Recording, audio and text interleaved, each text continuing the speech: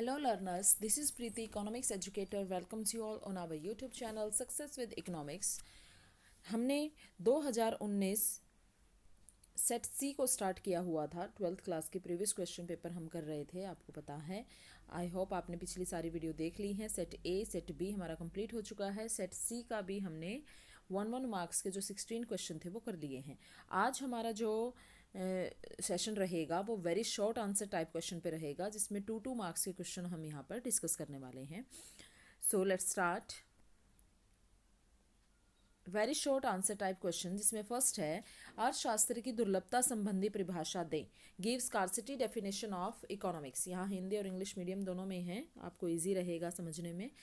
अर्थशास्त्र की दुर्लभता संबंधी परिभाषा आपको पता है रॉबिन्स ने दी थी 1932 में।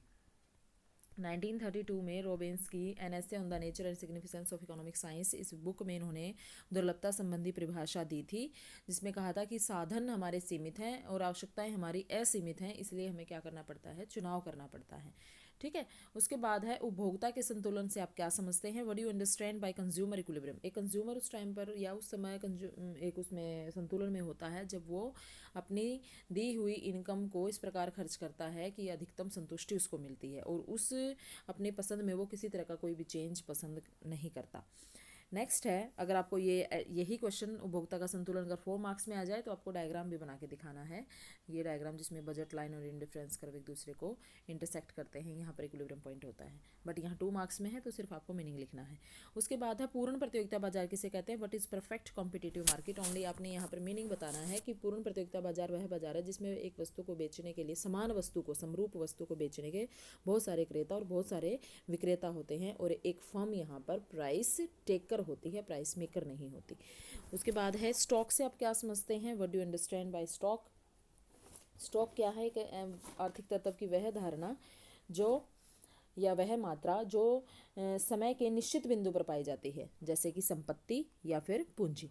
उसके बाद है व्यापारिक बैंकों के 2 प्राथमिक कार्य। अब कमर्शियल बैंकों के 2 प्राथमिक कार्य, लोन देना, जमा स्वीकार करना, ये मेनली 2 प्राथमिक कार्य हैं इनके। आप इनके बारे में यहाँ पर लिख सकते हो, नाम लिख सकते हो इनके, 2 मार्क्स में पूछा है। उसके बाद है घाटे के बजट से आप क्या समझते हैं, what do you understand by deficit of budget. घाटे का बजट वह बजट है जिसमें सरकारी व्यय सरकारी आय से ज़्यादा होता है, मतलब जो गवर्नमेंट के एक्सपेंडिचर हैं वो ज़्यादा होते हैं रिवेन्यू से। उसके बाद है स्थिर विनिमय दर के 2 लाभ बताइए। Write two advantage of fixed exchange rate system.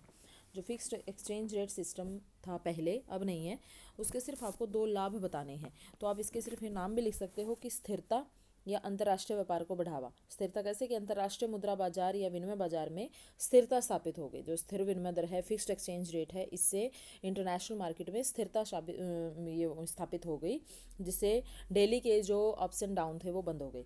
और अंतर्राष्ट्रीय व्यापार को बढ़ावा मतलब जो इन फ्यूचर जब हम पेमेंट करने की सोचते थे तो उसमें कोई रिस्क होता था, वो रिस्क अब क्या हो गया है, कम हो गया है। तो कहने का मतलब ये 2 लाभ हैं इसके। बट अब ये 1977 में हमने फिक्स्ड एक्सचेंज रेट सिस्टम को त्याग दिया था। उसके बाद फ्लेक्सिबल एक्सचेंज रेट सिस्टम है, बट क्वेश्चन आपको पूछा जा सकता है, तो 2 मार्क्स में पूछा है तो आप इसके पॉइंट लिख देंगे बस, 2 नंबर में। ठीक है।